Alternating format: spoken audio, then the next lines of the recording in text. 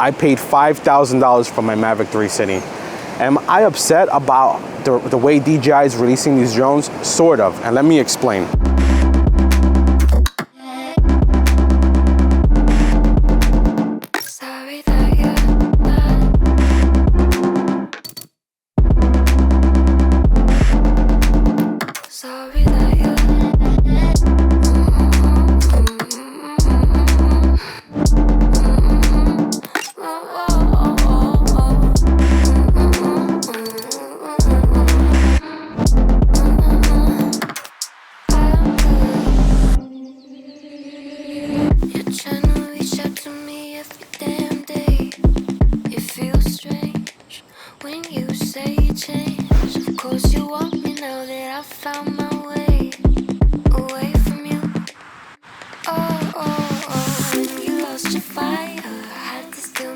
Hey, what's up guys? This is Eddie, aka Mr. Eddie Nunez, not from New York, but from the Dominican Republic this time. In today's video, I want to discuss the Mavic 3 Pro that's out there. I want to share with you my thoughts, my feelings, my emotions. I purchased a Mavic 3 Cine. Now we have yet another drone being sold by DJI, the Mavic 3 Pro. And I don't have any specs, I don't have any knowledge of the drone. However, we've all seen those leaks all over Twitter. But let's talk about that Mavic 3 Pro for a second and what I've seen online. So I've been on vacation now the last 5 days. I've seen a lot of photos on my Twitter feed, haven't really deep dive into any specs, and I'm not sure if there's any specs out there, but full disclosure, my opinions are just based on visuals, no specs.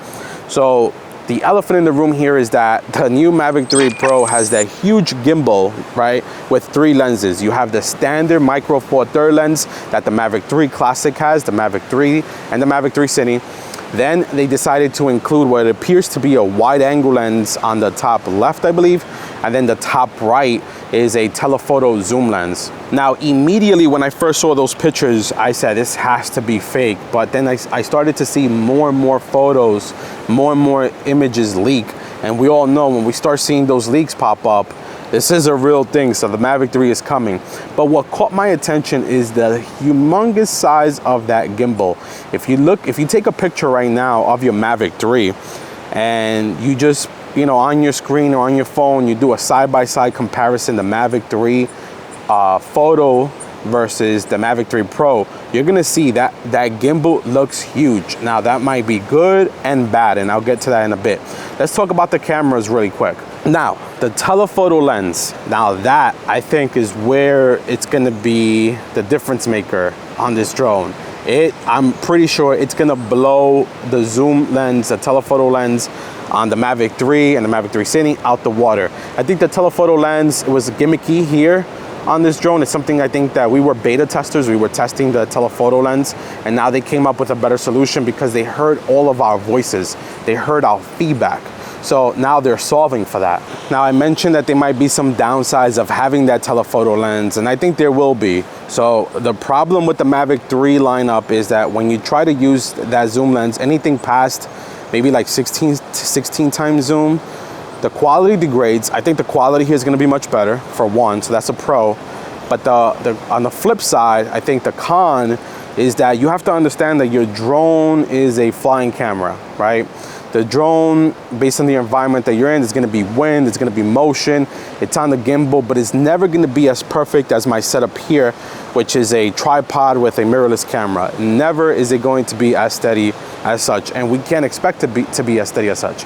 But just think about this, right? I just said that 16 times zoom and 24, 27 times zoom, I forget what this does, causes a lot of jitter, a lot of vibration. Imagine 50 mil, imagine 100 mil. Again, I don't know the specs on that Mavic 3 Pro, but that's gonna cause a lot of movement, a lot of jitter. Now, is your footage going to be stable? I guess it all depends on what you're using the drone for. If it's gonna be for cinematic purposes, just, you're gonna see some jello in buildings, I think. It's only natural. Now, the question is, how good of a stabilization system are they going to bake in? So for example, right, we have night mode, and that's just noise reduction. Are they going to step up the level of stabilization?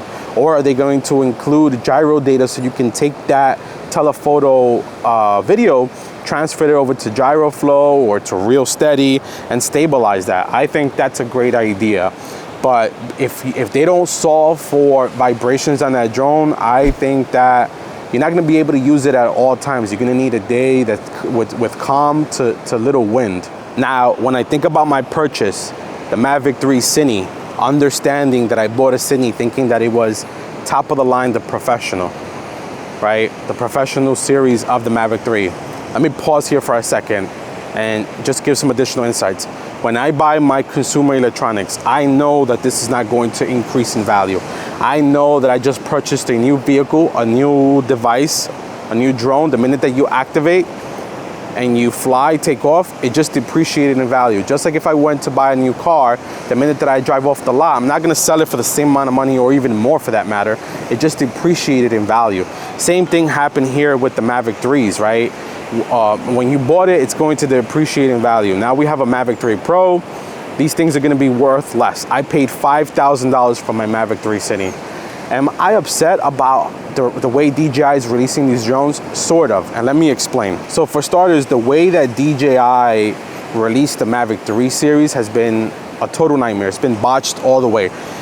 If you can recall, as soon as these drones came out, they didn't have all the right firmware on there. They didn't have the right features. They didn't have the right features, and through firmware, we were going to obtain all those features that they promised, and they delivered. And now as a consumer, that was my choice to buy the Mavic 3, understanding that the features were coming down the line. That's not DJI's fault at all. But what I am upset about is when I think about DJI, I always think about Apple. Two very innovative brands. When Apple releases their new phones, they lay it out all on the table. They give you the mini, the standard, the pro, all different sizes, right? You as a consumer, you have a whole menu, a plethora of items. You decide which one you want that best fits your lifestyle and your need. Of course, Apple a year later releases a new phone, right? It's either gonna be a cheaper model of the one that came out the previous year, and then maybe perhaps like an SE of that same version, with some minor tweaks, some minor new enhancements. But it doesn't piss off the consumers that just bought it 1 year ago, right? I think with the Mavic 3 series, where DJI messed up is, I wish they would have laid it all out on the table from day one. Here's the Mavic 3 Classic, here's the Mavic 3, here's the Mavic 3 Cine, and now if the Mavic 3 Pro is going to be the top of the line, well, there's the Mavic 3 Pro at top tier. I still don't believe, however, that the 3 Pro is going to be their flagship Mavic series. I think it's still the Cine, but I think that just like cameras, you'll have some advantages with the Pro and you'll have some advantages with the Cine. If DJI would have released all 3 drones in that manner, right, or 4 drones now, the Classic, Mavic 3, Cine, and Pro, I, as a consumer, could have made an educated decision and an educated business decision of which drone I want to buy. And I didn't have that opportunity. And I think that's where I get a little sour and a little emotional. And I'm not saying emotional like I'm crying. I'm not crying here. I'm just saying my feelings are butthurt when DJI does things like that, especially when we continue to buy their products. Now, this is going to bring tremendous value to the market though. So market share on the Mavic 3 series is going to exponentially grow. And I'm going to explain to you why I say that. So the reason why I say that market share is going to have some growth in the Mavic 3 series is because there's still a lot of people holding on to the Air 2S and a lot of people holding on to the Mavic 2 Pro. So with the new Mavic 3 Pro now, I think we'll see some owners of the Mavic Air 2S, trying to offload in order to gain a Mavic 3. We're going to see Mavic 2 Pros as well being sold, of guys and girls trying to get the Mavic 3. There's going to be a lot of these drones being sold in the used market now. The Mavic 3 Cines, I've seen them being sold. I paid $5,000 for it. I've seen them being sold for like about $3,500, sometimes $4,000. Of course, this comes with FlyMore, so it comes with the remote. It comes with 3 batteries, filters, the whole 9 yards. But I think we'll start to see a lot of that stuff in the market, a lot of used drones, and it's going to allow many others to buy their new Mavic 3. That's great for the used market. All these drones are going to be offloaded and you'll see some tremendous deal. Even the standard Mavic 3, GameStop had an incredible deal. I recently sent over a buddy of mine, Jerome, takes some incredible photos, by the way. Jerome Strauss, I'll link him here so you can follow him on Instagram. But anyway, GameStop had a Mavic 3, right, with the zoom lens, FlyMore bundle for about like $2,300, I believe. That was a steal. And these companies, and I never thought that GameStop actually sell drones like that, but these companies started to offload these drones, you know, in anticipation to the Mavic 3 that was coming out, the Mavic 3 Pro. All right, so bringing this video now to a complete close. Am I frustrated that there's another Mavic 3 Pro coming out? The short answer is no. Again, as consumers, you know that new products will always continue to come out. When the Mac Studios came out, there was 2 versions. There was a Mac Studio Base and a Mac Studio Ultra. I made the decision to buy the Ultra. Now there's M2 process out there that Apple has released.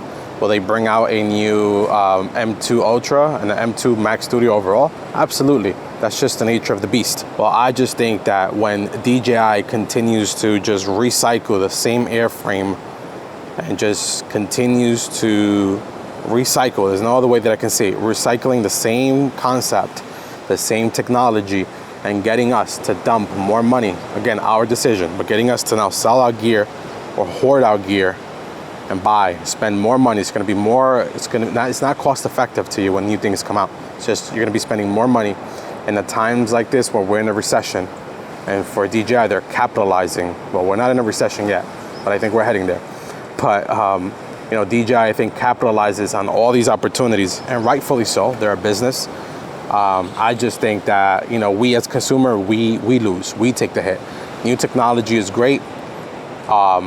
This is my very last drone that I ever buy. So I know I've said this in the past, but really, with remote ID coming, with a micro four third sensor, with 40 minutes of battery life, what more do you need? The next time I buy a drone is when some company comes out and makes a foldable drone with a full frame sensor on it. Is that realistic? Probably not, but I think years down the line, if drones are still around after all the regulation and technology continues to improve, yes. I think battery life, I'm good with 40 minutes. The next benefit that will really make me jump on buying a drone right away is if we can get LTE. And the Mavic 3s are capable of LTE connectivity now, especially with this controller. It's just more of a limitation here in the United States because of regulation.